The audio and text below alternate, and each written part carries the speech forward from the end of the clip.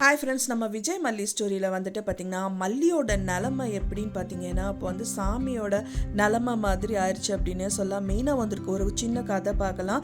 ஏன்னா வந்து பார்த்திங்கன்னா ஒரு துர்கை அம்மன் அப்படிங்கிற ஒரு அம்மன் வந்து பார்த்திங்கன்னா ஒரு அசுரனை வந்து கொலை பண்ணணும் அப்படிங்கிறதுக்கு வராங்க. ஆனால் வந்து பார்த்திங்கன்னா அவங்க செத்துடக்கூடாது அப்படிங்கிறதுக்காக அவங்க பெரிய பிளான் பண்ணி தான் வந்து பண்ணுறாங்க. டைரெக்டாக கத்தி எடுத்து குத்துனா அந்த கடவுள் அப்படிங்கும்போது கண்டிப்பாக அவங்க தான் ஜெயிப்பாங்க அப்படிங்கிறதுக்காக அந்த கடவுளை நிலக்கொலையை வச்சுட்டு அதுக்கப்புறமா கத்தி எடுத்து குத்துனா எப்படி இருக்கும். ஸோ அந்த மாதிரி தான் இப்போ வந்து மல்லியோட நிலைமையும் இருக்குது அப்படின்னு சொல்லலாம்.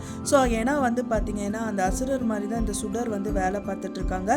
மல்லியை வந்து டைரெக்டாக குத்த முடியாது அப்படிங்கிறதுக்காக இப்போ விஜயை வச்சுட்டு பயங்கரமாக ஆட்டம் காமிக்கிறாங்க மல்லிக்கு அப்படின்னு சொல்லலாம். மல்லியோட நிலைமை வந்து இப்போ நில குலைஞ்சு போனாதான் அவங்க வந்து இந்த சுடரை வந்து பார்க்கறது, அந்த இவங்களை வந்து அட்டாக் பண்ணுறது, எப்படி முயற்சிக்கலாம்னு சொல்லி யோசிக்கிறது, இந்த மாதிரி விஷயத்துல அவங்க வந்து ஈடுபட மாட்டாங்க. ஏன்னா அவங்களோட பவரையே அவங்க விட்டுட்டு அவங்க அப்படியே நில குலைஞ்சு நிற்கும் போது தான் இவங்களை வந்து அவங்க அட்டாக் பண்ண முடியுங்கிற மாதிரி தான் இந்த சுடர் வந்துட்டு பண்ணிட்டு இருக்காங்க அப்படின்னு சொல்லலாம். ஏன்னா வந்து பார்த்தீங்கன்னா மெயினாக வந்து விஜய் தான் அவங்களோட லைஃபே அப்படின்னு சொல்லலாம். விஜய் அண்ட் வெண்பாவை மட்டும்தான் அவங்க லைஃபாக நினச்சிட்டு இருக்காங்க. ஸோ அப்படி இருக்கும்போது விஜய் கிட்ட வந்துட்டு சாரீ வாங்கி கொடுக்க சொல்லி நேற்று எபிசோடில் வந்து பார்த்திங்கன்னா பயங்கரமாக வந்து கடுப்பேற்றி விட்டுறாங்க. சுடரை பொறுத்த வரைக்கும் நெஞ்சுக்குள்ளே ஒரு பயம் வந்துச்சு. மல்லி அவளுக்கு டவுட் வந்துச்சு. இப்போ வரைக்கும் மனோகர் அப்படின்னா கூட அவர் வந்து காமெடி பீஸ் தானே, ஸோ எப்படி வேணாலும் ஹேண்டில் பண்ணிக்கலாம் அப்படிங்கிற மாதிரி அவங்க நினச்சிட்டு இருக்காங்க. பட் ஆனால் மல்லிக்கு அப்படிங்கும்போது அவங்களே கொஞ்சம் பயந்து போகிறாங்க. ஏன்னா வந்துட்டு அவங்க தான் ஒய்ஃப் அப்படிங்கும்போது கண்டிப்பாக வந்து அவங்க ஃபேமிலியை காப்பாற்ற தான் பார்ப்பாங்க. அவங்கள மட்டும் கிடையாது, விஜயை மட்டும் கிடையாது. ஆனால் வந்து அவங்க சுற்றி இருக்கிறவங்களையும் வந்துட்டு இந்த சுடர்கிட்ட இருந்து காப்பாற்றணும் அப்படின்னு நினைப்பாங்க. மெயினாக வந்து இது வந்து கண்டிப்பாகவே ரேணுகா அப்படின்னா கூட அவங்களோட லைஃப்பை வந்து விட்டு கொடுத்துட்டு இருந்துருவாங்க. பட் ஆனால் அவங்களுக்கு டவுட்டு அப்படிங்கிறது வந்து வந்துட்டே இருக்குது. ஒரு சுச்சுவேஷனில் அவங்கள பார்த்துட்டே தான் இருக்காங்க. பட் ஆனால் அது வந்து விஜய் கிட்ட சொல்ல முடியாத ஒரு சூழ்நிலைமை. ஏன்னா வந்து அவங்க ஃபஸ்ட்டு ஒய்ஃபு அப்படிங்கிறதுனால அவர் மனப்பூர்வமாக ஒய்ஃப் தான் அப்படின்னு தான் நினச்சிட்டு கூட்டிகிட்டு வந்திருக்காரு.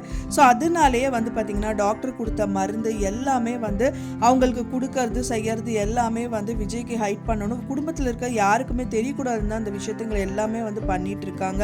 ஆனால் வந்து அவங்க அந்த மருந்தை வந்து அந்த டம்ளரில் போட்டு கலக்கிறாங்க. அந்த கலக்கிறது வந்து பார்த்திங்கன்னா ஒரு ட்ரீமாக தான் இருக்கணும். ஏன்னா அந்த ட்ரீமாக இருக்கிறனால மட்டும்தான் இவங்க மல்லி வந்துட்டு தப்பிக்க முடியும் அப்படின்னு சொல்ல. ஏன்னா வந்து பார்த்திங்கன்னா இப்போ இருக்கிற சூழ்நிலையில் ஆனால் இவங்களோட ஸ்டேட்டஸையும் அவங்க மல்லி வந்து மெயின்டைன் பண்ணிட்டு தான் இருக்காங்க.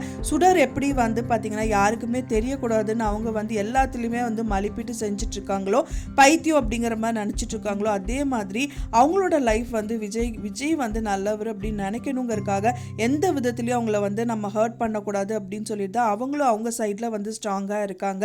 ஸோ இப்போ ரெண்டு பேருமே ஸ்ட்ராங்காக இருக்காங்க. பட் யார் ஜெயிக்கிறாங்க அப்படிங்கிறது தான் இப்போ வந்து கட்டங்கள் நோக்கி பயங்கரமாக போயிட்டுருக்கு அப்படின்னு சொல்லலாம். ஏன்னா வந்து பார்த்திங்கன்னா விஜயை வந்து செக் பாயிண்ட்டாக வச்சுருக்காங்க இந்த சுடர். ஏன்னா வந்து சாரீ வாங்கி கூட அப்படிங்கும்போது விஜய் தான் உலகம் அப்படின்னு நினச்சிட்டு இருக்காங்க இந்த மல்லி.